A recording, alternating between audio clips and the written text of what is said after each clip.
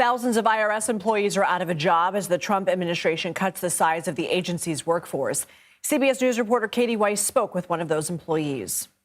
Well, just behind me is the IRS office in New Orleans. And as you can see, just across the street from that office is the Superdome, where just a couple of weeks ago, thousands of people from all over the country gathered to have a good time, to celebrate. Now, this week, a very different scenario for people on this street, where several people at this IRS office were laid off yesterday, got the devastating news that they lost their dream jobs. They are a group of people of more than 6,000 people across the country who works for the IRS, who are now learning that they are being laid off. Those people are among several more federal agencies that are experiencing layoffs this week. Just to name a few of those agencies, 400,000 employees with Veterans Affairs and more than 20,000 employees at FEMA were let go as well.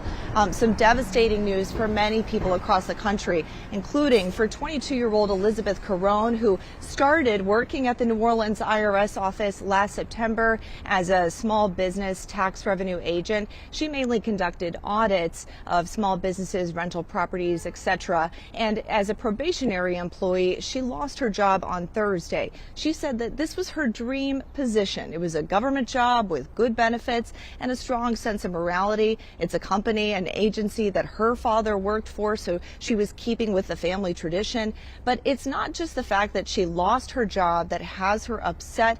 It's the reason why. She says her termination letter told her she was being let go due to performance problems, something that she says was not an issue at all. Take a listen. I don't think that anyone who was let go was putting in less than the required effort. And I think that most of us were going above and beyond, and those statements are honestly an insult to me. Absolutely. Like I'm getting choked up thinking about that, because that's offensive to me.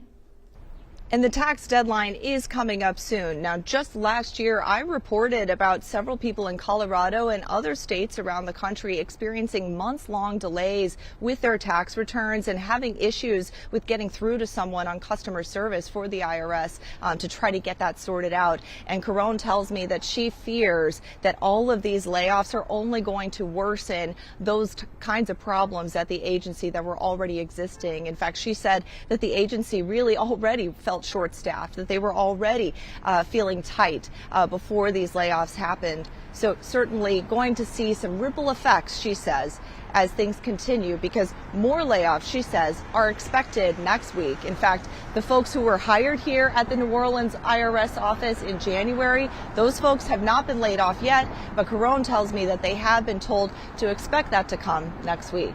For now, we'll send it back to you. Kati Weis, thank you.